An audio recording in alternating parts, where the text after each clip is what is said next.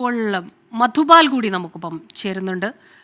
ശ്രീ മധുപാൽ, ഇപ്പോൾ സംസാരിച്ചവരെല്ലാം പറഞ്ഞ ഒരു കാര്യം, അദ്ദേഹം ഒരുപാട് സംസാരിക്കുന്ന അല്ലെങ്കിൽ ഒരുപാട് ഉച്ചത്തിൽ സംസാരിക്കുന്ന അങ്ങനെ ഒരാളല്ല, പക്ഷെ മികച്ച സംഘാടകനായിരുന്നു. അതുപോലെ തന്നെ ചിലരെങ്കിലും അദ്ദേഹവുമായിട്ടുള്ള ആ ഒരു സൗഹൃദം, അതിൻ്റെ ആഴമൊക്കെ തന്നെ പങ്കുവയ്ക്കുകയുണ്ടായി. അദ്ദേഹത്തിൻ്റെ ചിത്രങ്ങളെക്കുറിച്ചാണെങ്കിലും എത്ര പറഞ്ഞാലും മതിയാകാത്തത്ര പറയുന്നു. അങ്ങേക്ക് എങ്ങനെയാണ് അദ്ദേഹത്തെക്കുറിച്ച് ഓർത്തെടുക്കാനാവുക, അതുപോലെ അദ്ദേഹത്തിൻ്റെ ചിത്രങ്ങളെക്കുറിച്ചും? കഴിഞ്ഞ ടേമില് ചലച്ചിത്ര വികസന കോർപ്പറേഷന്റെ ചെയർമാൻ ആയിരുന്ന സമയത്ത് ഞാൻ അദ്ദേഹത്തോടൊപ്പം ബോർഡ് ഡയറക്ടറായിട്ട് വർക്ക് ചെയ്തിട്ടുണ്ട്. കാരണം എൻ്റെ ഒരു സിനിമാ ജീവിതത്തിൽ 90-കൾ മുതൽ ഞാൻ സിനിമ തുടങ്ങുന്ന ആ കാലം മുതൽ ഷായ് സാർ വളരെ സജീവമായിട്ട് നമുക്ക് വേണ്ട എല്ലാ നിർദ്ദേശങ്ങളും നൽകും. കാരണം ഞാൻ ഗോപിച്ചേട്ടൻ്റെ കൂടെ അസിസ്റ്റന്റായി നിൽക്കുന്ന കാലത്ത് ഷായ് സാർ ഉണ്ടായിരുന്നു. ആ സമയത്തൊക്കെ ഷായ് സാറായിരുന്നു ശരിക്കും പറഞ്ഞാൽ നമുക്ക് എന്താ എങ്ങനെ ഏതെന്നുള്ള കാര്യങ്ങളൊക്കെ പറഞ്ഞിരുന്നത്. കാരണം ഒരുപാട് എന്നെ സംബന്ധിച്ചിടത്തോളം ജീവിതത്തിൽ ഏറ്റവും പ്രധാനപ്പെട്ട പല മൊമെന്റുകളിലും ഷായ് സാർ ഉണ്ടായിരുന്നു എന്നുള്ളതാണ്. കാരണം അതൊരു നിസ്സാരമായിട്ടുള്ളൊരു കാര്യമല്ല. നമുക്കൊരു ഗുരുവിനെ പോലെ കാര്യങ്ങൾ പറഞ്ഞു തരികയും എന്ത് ചെയ്യണം, എന്ത് വേണ്ട, എന്ത് വേണം എന്നൊരു തീരുമാനമെടുക്കുന്നതിനും അതിൻ്റെ നിലപാടുകൾ എടുക്കുന്നതിനും ഒക്കെ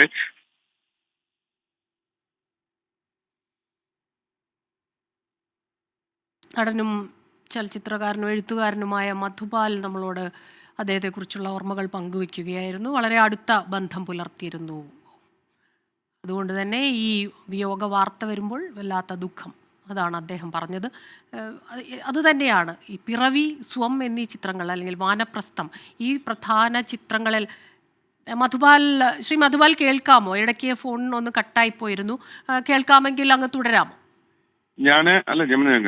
KSRTCയുടെ ചെയർമാൻ ആയിരുന്ന സമയത്ത് ഞാൻ അദ്ദേഹത്തോടൊപ്പം എനിക്ക് ഒരു ടേം അദ്ദേഹത്തോടൊപ്പം നിൽക്കാൻ കഴിഞ്ഞിട്ടുണ്ട് എന്നുള്ളതാണ്.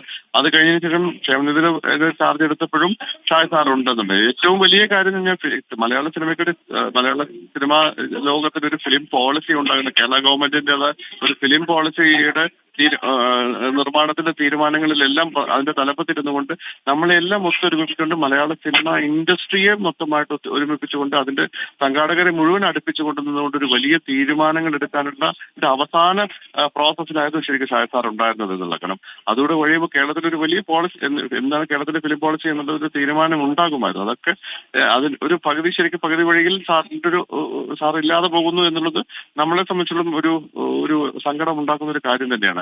കഴിഞ്ഞൊരു 30-35 വർഷത്തോളമായിട്ട് നമ്മളെ എല്ലാ അർത്ഥത്തിലും നമ്മളുടെ ഒപ്പം നിന്ന് ഞാൻ എന്നെ കാണുന്നത് എൻ്റെ ഒരു ജീവിതത്തിന്റെ ഏറ്റവും കൂടെ നിന്നിട്ടുള്ള വ്യക്തി എന്ന രീതിയിൽ ഒരു വിയോഗമാണ് ഷായ് സാറിന്റെ വേർപാട് എന്നുള്ളതിന്. കാരണം ഏറ്റവും അവസാനം സാറിനെ ഞാൻ കാണുന്നത് ഈ ചലച്ചിത്ര പുരസ്കാരത്തിൽ JC ഡാനിയൽ അവാർഡ് കിട്ടുന്ന ആ സമയത്തായിരുന്നു.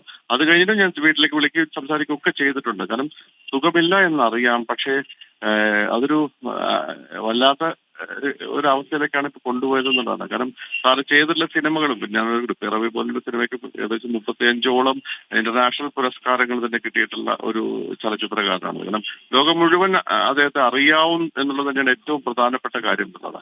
അത് ഉണ്ടാക്കിയിട്ടുണ്ട്. അങ്ങനൊരു വലിയൊരു മൈൽ സ്റ്റോൺ തന്നെയാണ് സാറ് സിനിമ ഒക്കെ ഇന്ത്യൻ.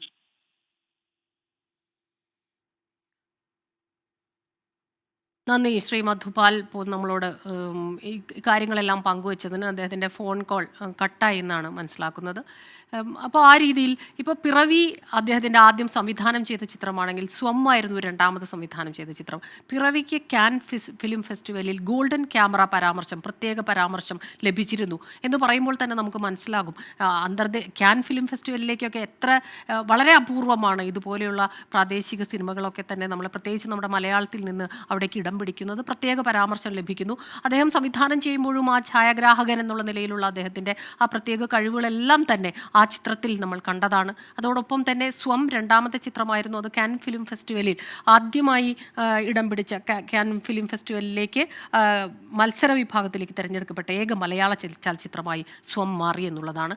വാനപ്രസ്ഥമാണെങ്കിലും മോഹൻലാലിൻ്റെ അഭിനയ മുഹൂർത്തങ്ങൾ, അത് തികച്ചും അത്രയും നാൾ നമ്മൾ കണ്ട ചിത്രങ്ങൾ പോലെയല്ല, തികച്ചും വ്യത്യസ്തമായ അഭിനയ മുഹൂർത്തങ്ങൾ. അത് ഏറ്റവും സൂക്ഷ്മ തലത്തിൽ തന്നെ ചിത്രങ്ങൾ പകർത്തി കഥകളി കലാകാരൻ്റെ എല്ലാ രീതിയിലുമുള്ള അവരുടെ പശ്ചാത്തലം, ആ ജീവിതത്തിൽ അനുഭവിക്കുന്ന എല്ലാ ധർമ്മസങ്കടങ്ങളും കഥകളി എല്ലാം ഓരോന്നും സസൂക്ഷ്മം പകർത്തിയ ഒരു സംവിധായകനെ നമ്മൾ വാനപ്രസ്ഥത്തിലൂടെ കണ്ടു.